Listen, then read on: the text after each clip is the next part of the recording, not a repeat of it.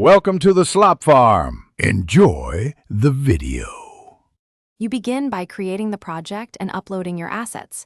Do this now so edits stay organized. Once uploaded, drag clips onto the timeline in rough sequence and make sure to set the aspect ratio to match your destination. You should trim excess footage immediately to speed up previewing and label key clips for quick selection. This initial structure saves time later, so keep clips grouped and use folders if you have many assets. Now you refine. Split and trim clips, nudge frames, and arrange layers on the timeline to control visual hierarchy. Once done with basic cuts, add text overlays and position them using anchor and duration controls, then attach animations or transitions to smooth changes. Make sure to balance audio by lowering background tracks and using fade-ins for voice. If you need slow motion or speed ramps, apply speed controls and retime adjacent clips to avoid jumps.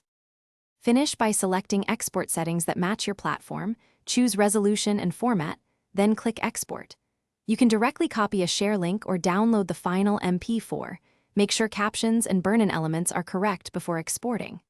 If export stalls, try clearing cache or lowering bitrate and re-export a short test clip to isolate the issue. Finally, verify the final file on a target device to confirm colors, audio levels, and aspect ratio are as expected. Thanks for watching. Consider subscribing if we helped you today.